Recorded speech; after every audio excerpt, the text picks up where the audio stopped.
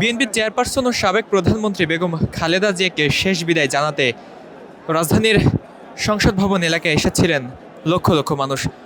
বাংলাদেশের সারা প্রান্ত থেকে জেলা, উপজেলা, এমনকি ছোট ছোট গ্রাম থেকেও মানুষজন ছুটে এসেছিলেন রাজধানীর এই মানিক মে এভিনিউতে। দেখছেন যে বিএনপির চেয়ারপারসন বেগম খালেদা জিয়ার জানাজা সম্পন্ন করার পর লক্ষ লক্ষ মানুষ তাদের গন্তব্যের দিকে ফিরে যাচ্ছেন। আপনারা ইতিমধ্যে জানেন যে গত এক মাসের বেশি সময় ধরে রাজধানীর এভার কেয়ার হাসপাতালে ভর্তিরত অবস্থায় ছিলেন বিএনপির চেয়ারপারসন ও সাবেক প্রধানমন্ত্রী বেগম খালেদা জিয়া, এবং গতকাল সকাল 6টা নাগাদ তিনি মৃত্যুবরণ করেছেন।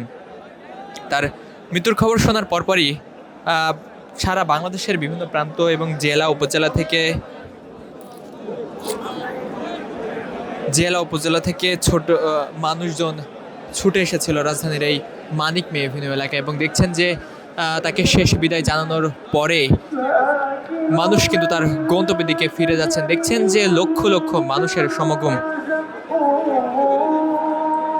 যত দূর পর্যন্ত চোখ যাচ্ছে মানুষের ঢল কিন্তু তত দূর পর্যন্তই দেখা যাচ্ছে।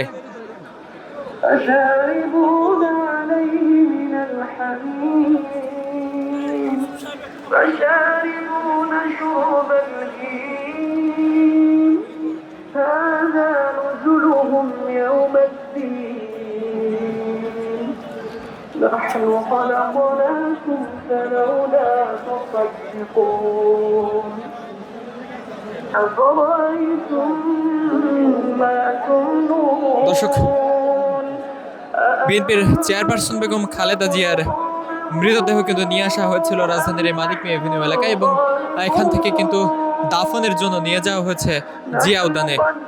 আপনারা ইতিমধ্যে জানেন যে হযরত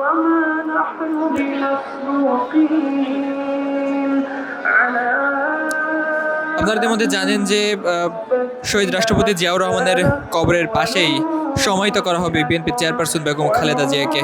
চিরনিদ্রায় সমাহিত হবেন তিনি সেখানে, এবং সব ধরনের কার্যক্রম কিন্তু ইতিমধ্যেই শেষ হয়েছে। কিছু সময়ের মধ্যেই বিএনপির চেয়ারপারসন বেগম খালেদা জিয়ার দাফন কার্যক্রম কিন্তু সম্পন্ন হবে, এবং দেখছেন যে লাখো লাখো মানুষের সমাগম ঘটেছিল রাজধানীর এই মানিক মে এভিনিউতে। সে দৃশ্যটি কিন্তু আপনাদের দেখানোর চেষ্টা করছি। গতকাল রাত থেকেই সাধারণ মানুষ কিন্তু বাংলাদেশের বিভিন্ন প্রান্ত থেকে এসে অবস্থান করছিলেন মানিক মে এভিনিউতে, এবং জানাজা সম্পন্ন হওয়ার পর তারা কিন্তু আবারও তাদের গন্তব্যের দিকে ফিরে যাচ্ছেন।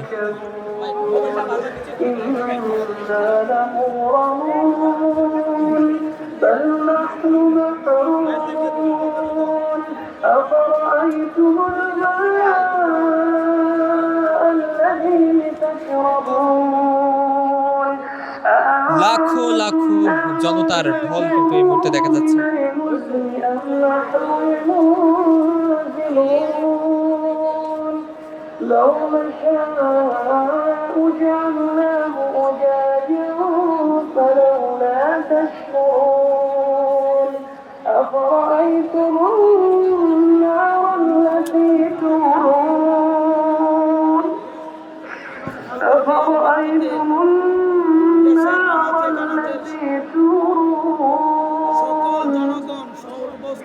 أأنتم أنشأتم شجرتها